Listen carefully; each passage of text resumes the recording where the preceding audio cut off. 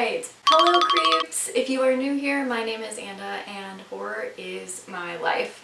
So today I wanted to talk about a new film, You Should Have Left. This is written and directed by David Koepp. He has done quite a bit of work in the horror genre, so we'll talk about that a little bit later. But I really just wanted to talk about this movie. I watched it a few days ago and I thought that I would give you a little bit of a synopsis and then just kind of a review. There won't be any spoilers in here, so don't worry, but I thought that we would talk about it because I saw the trailer, I thought it looked really good, and then I watched the movie. I usually don't do a ton of like movie reviews on my channel just because I hate to pick apart someone else's work. I know a lot of people worked really hard to make this movie happen, so I feel bad if I don't particularly love it. That being said, I like to focus more on the positives. And one positive about this movie is that Kevin Bacon is the star. I love Kevin Bacon. There's definitely a bias here. Kevin Bacon's the shit. Okay, so right off the bat, you get the story of this family. It's an older man with a younger woman. They have a daughter.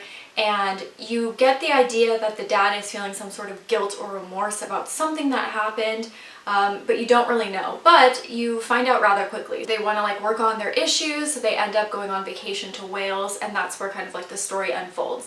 So you have two separate things going on here. You have whatever's going on with the dad, but then you also have this odd house that they end up renting in Wales. And the whole time you're just kind of like waiting for these two stories to come together. It's definitely more of like a psychological thriller. There is love in their relationship, but there's also a lot of immaturity, a lot of like snide remarks to one another, and a bit of awkwardness and tension as well. So I thought that that was really cool, the dynamic that they have. I talked about this in a past video where I really like the way that horror is going. It's really focusing in on family life, and it doesn't just depict these perfect families. Okay, so they end up going to this vacation house. Weird things start happening. Lights are turning on, doors are opening. The main character, Kevin Bacon, is losing time. His name is Theo Conroy in the film. So that's just kind of like a basic plot, and you're just sort of trying to figure out where these two ideas merge and come together at the end. But they don't really do that. Well, one, it was a bit predictable, I think, but also I don't... Okay, my mouth. But also it didn't really make a whole lot of sense. And it's possible that I'm missing something here. There was no like click at the end where you're like, oh, okay, now I understand it. I will say that it relies a bit on jump scares, which I've really liked the fact that a lot of horror movies in the past year or two have really tried to pull away from that. But this one, we kind of see the film kind of reverting back to those same old tactics. But I don't think it was like over the top dramatic, you know, where like you close the door and he's behind you. But it's not really like that, but it does rely a bit on jump scares. For me, the movie seemed kind of like a mixture of other movies before. So here's the thing, let's focus on the positives first. I loved the acting. I love Kevin Bacon. I think all the actors in the movie were really great. The scenes were really beautiful, and the house that they shot in was really beautiful. It had a really creepy atmosphere. But here's the thing, they made a new movie that made you feel like you had already seen it 1,000 times. And I don't think that that's necessarily a positive. But it wasn't like, oh, this is obviously a copy of that movie, but it was just like, I know I haven't seen this movie before, but I have seen this movie before. Does that make any sense? So it really felt kind of like a mixture of like a Nightmare on Elm Street, where you're kind of pulled into another world, if you will, and The Shining, where a family's like kind of goes and they're being affected by a house that they stay at, essentially. And we'll get into more in that in a minute, because if you didn't know, this is actually a novella, so we'll talk about that in a second. I'm not making this video to like trash the movie at all. I think it's always interesting to watch horror movies, even if they're not the best. I think there's always something that you can pull from them, and for me, I think that was just kind of like the general creepy atmosphere, the scenes, the acting. I think that was all really well done, but I didn't love the movie. I'm not gonna lie. Let me get back my phone. Oh, it's over here. Like I said, I don't want to ruin it in case you do want to watch it, but I did want to mention a few things. So I did say it was a bit predictable. So the director, David, he actually was a writer and director on The Secret Window and Stir of Echoes, and this movie absolutely has those same vibes. In fact, when I was watching the movie, I just kept thinking like, why is this reminding me so much of Secret Window? It's a complete different story, but it really is reminding me of Secret Window.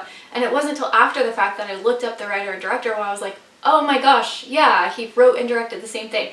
So I think this director definitely has his own style that comes through in his films, and I don't think that's necessarily a bad thing.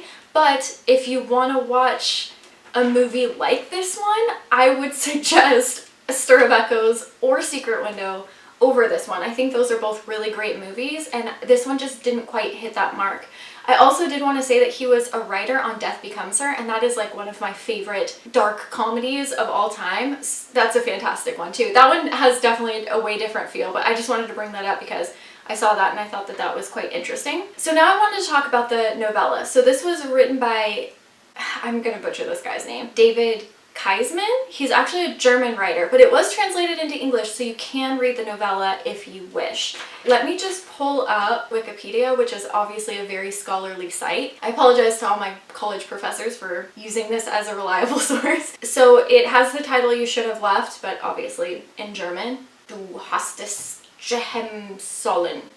Yeah. He's a German writer. Now, here's the thing. Let me just read you a few lines of the plot from the Wikipedia website. Does this sound at all familiar? The story starts with an unnamed narrator who rents a house through Airbnb for himself, his wife, and his daughter to stay in on vacation. He also spends that time writing the sequel for his screenplay. His wife disapproves of the screenplay and it causes fights between them. The narrator begins to experience abnormalities in the house. He gets himself lost and just kind of blames it on the layout of the house. He continues writing his screenplay. He recalls a strange nightmare of a woman who he's trapped by fear. The narrator's dreams are becoming more realistic, and he is unable to tell if he's dreaming or awake. So what does this sound like? Okay, so obviously that is pretty much the synopsis of The Shining. Now, I'm not at all trying to say that this narrator like ripped off the idea for The Shining, or that it's even like that, because I have not read the novella. I have no idea what it's like. It could be very different than the synopsis states. But all I'm trying to say, because he is a German writer, I have no idea if he's even ever seen The Shining before. It's possible. And I'm not trying to say that this movie is a ripoff of The Shining either, because the movie is quite different than that synopsis of the novella.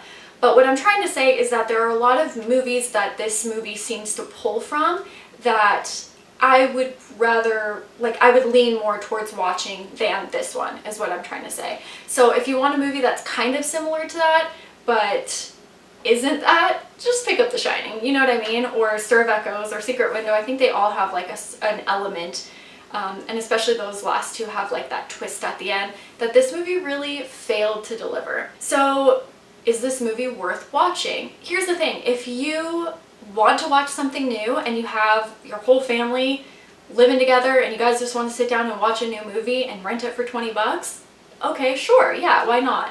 And if you have really low expectations, that's an important one too. But if you're like me and you rent it at 5 o'clock in the morning by yourself because you can't sleep, was it worth it? I probably would have waited till it was like $4 to rent, to be honest, or out on video to rent from my local video store. I don't think it's not worth watching. I think that, you know, it's just kind of like a fun movie to watch. It's nothing too original or crazy, but I'm not saying that it's not worth watching, but is it worth paying $20 to rent? That's kind of up to you. I just really want to clarify that I'm not trying to be mean in any way. I know that movies are not easy to make, and I know it's not easy to make an original movie, especially when everything has been done before. But this movie didn't live up to the expectations that I set for it watching the trailer. Maybe that's just my deal. All in all, if you want to watch Kevin Bacon for 2 hours, yeah, rent it. It's never money wasted on him.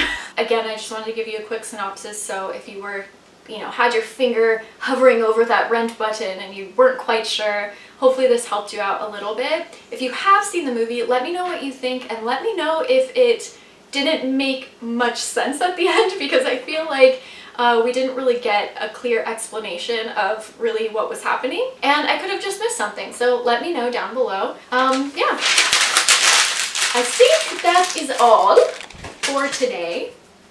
I just threw that and my cat came running in. One last thing I wanted to say was that Rotten Tomatoes gave this a 60% on Rotten Tomatoes. Generally, I don't agree with their ratings, and I may have rated it a little bit higher, maybe like a 65-70. But I could see why they gave it a 60%. Usually I don't look at a score on Rotten Tomatoes and be like, yeah, okay. But this one I'm like, yeah, okay. Horror is everything to me. So for me, watching a horror movie, whether it's the best horror movie or the worst horror movie, is still me learning about horror in some way. You know, there's always a scene that you can watch where you're like, that's awesome, I've never seen that before. And though there weren't many of those in this movie, I think it was still worth the watch. I think that's about it, and I will talk to you guys later. Bye.